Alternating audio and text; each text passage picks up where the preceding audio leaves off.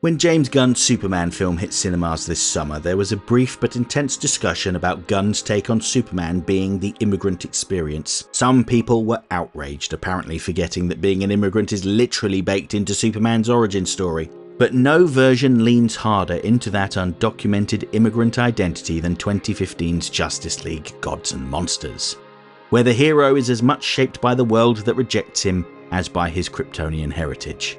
It's a familiar story, the last survivor of a doomed planet sent to Earth to be raised by a kindly couple. But in this universe, Superman isn't the son of benevolent scientist Jor-El. He's the son of warmonger General Zod. And he wasn't raised by farmers in Kansas. Instead, he was discovered by a Mexican couple who hid him from the government and raised him as their son.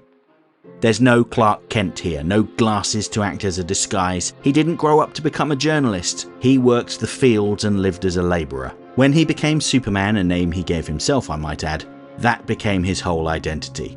Where the mainline Superman represents hope and optimism, here Superman represents pragmatic defiance, acting decisively in a world that mistrusts him, yet refusing to compromise his principles.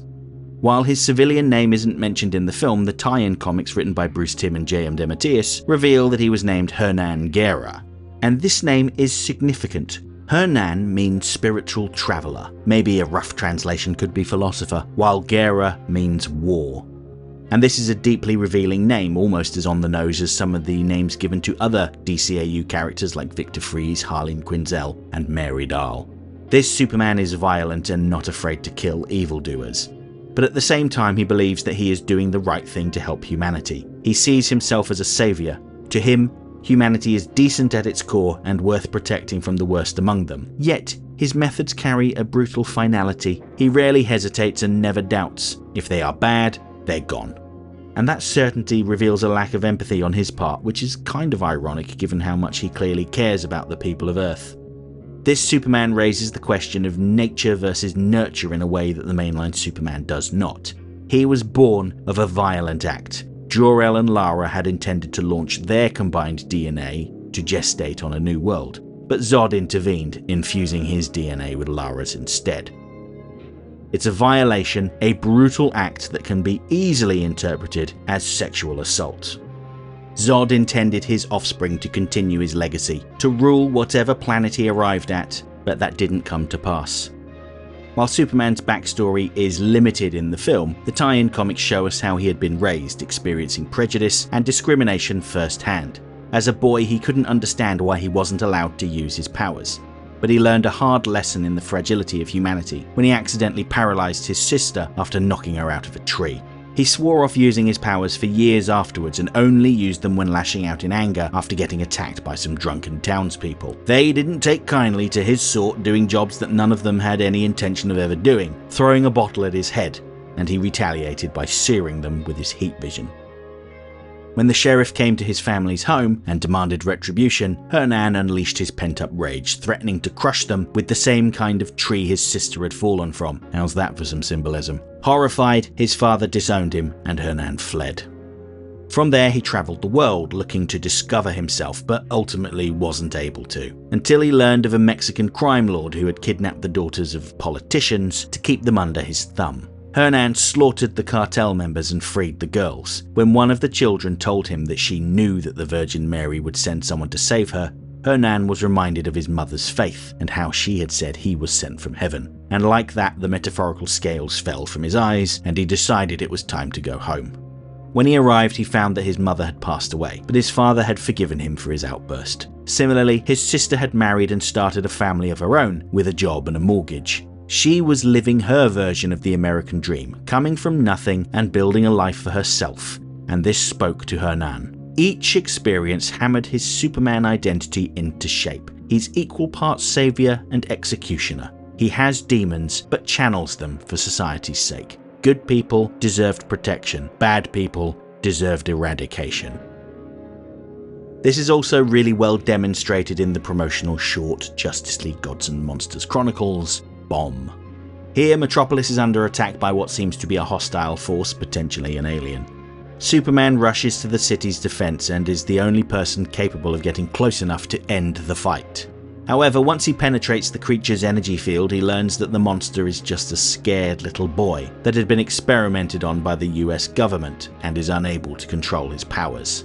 This version of Brainiac had been intended to be a weapon that they could use to defend themselves from Superman, but all the boy wants is for his suffering to end, and with a heavy heart, Superman obliges. The thing I love about this story is the way that we question who the monster is. Is it the boy who was destroying Metropolis? Is it Superman for euthanizing him? Was it Dr. Savannah for what he did to the boy? Was it President Waller for instructing Savannah? Maybe it's all of the above. It's profoundly sad and one of my favourite things about this universe. Another defining element of Hernán's story is how he understands his origins. The rocket that brought him from Krypton contained a damaged recording of his inception. He could see Zod submitting his DNA and speaking to the rocket as it headed off, but that was it. He didn't speak Kryptonese, so he never knew what was being said. He liked to imagine his father was a great man, a scientist who foresaw the danger and acted to save his species.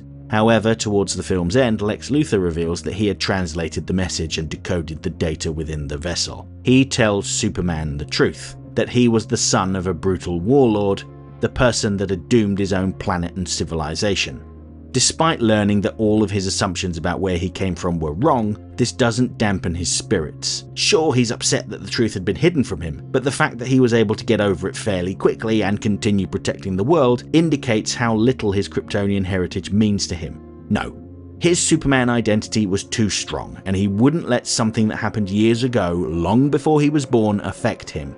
Much of the film is about how the world fears Superman, and they do not trust the Justice League. But there is a clear bond between the three members of the League. It was Superman that had helped Batman reclaim his lost humanity, offering him a place to stay and recuperate after his transformation into a vampire. This clearly demonstrates his own humanity and compassion. Similarly, Becca was the closest person to him in terms of strength and power, so they had a connection there. Superman is clearly drawn to other outsiders, particularly those with strange abilities that set them apart from normal humans.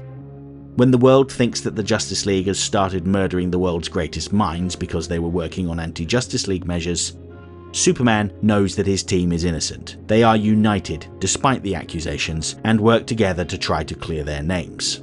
That contrast, humanity's mistrust versus the League's unity, captures Superman's relationship with humanity as a whole. They fear him. They don't trust him. They believe that he is a tyrant just waiting to take over. But none of this is true. He believes in humanity, even when they refuse to believe in him. That makes his heroism an act of defiance. He could very easily obliterate the government and take over, as they fear he will, but he has no interest in becoming a ruler. He thinks of himself as a servant as well as a savior. And that's where the whole nature versus nurture debate comes into play. His biological father was a despot, someone who destroyed his own civilization out of greed and violated Lara to ensure that his lineage would continue. Zod is who the people fear Superman is. Yet that isn't who he is, thanks to his humble upbringing. When he did use his powers in his youth, it usually ended in tragedy, paralyzing his sister, driving away his father, and leaving him isolated. Only once he turned his powers towards the betterment of society did he come into his own. As an undocumented alien that passes as Hispanic, Superman finds it harder to blend into American society, and that may be part of why he never had a civilian identity and chose to be Superman 24/7. The title of this universe hints at duality, divinity, and monstrosity, and I think that Superman embodies this the most out of the three heroes. Yes, Batman is a literal blood-sucking monster and Wonder Woman is a goddess from New Genesis, but Superman represents both. He has godlike power, he is monstrous in his methods, but he is human in his hopes. This Superman isn't about representing Kryptonian society. He isn't the son of a farmer making his way in the big city. He's a man that believes in humanity even when they don't believe in him. He was forged in violence but raised in peace. He is not Jor-El's hopeful son or a Kansas farm boy. He is Hernán Guerra, the undocumented son of General Zod, the immigrant who never fully belonged. And yet, despite everything, he still chooses to stand with humanity. And it's that choice, not his heritage, that makes him Superman.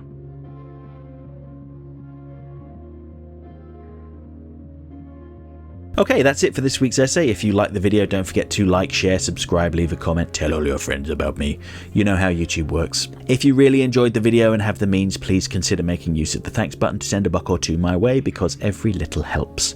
I offer channel memberships for $1.99 a month. This will get you early access to my weekly video essay, priority responses to your comments, members-only videos, custom emojis, and an icon on your profile indicating that you're one of my people. And special thanks to my channel members. Everyone who was a member at the time of this video's creation is listed on the screen right now. If you want to see your name amongst all these wonderful people, join the channel now.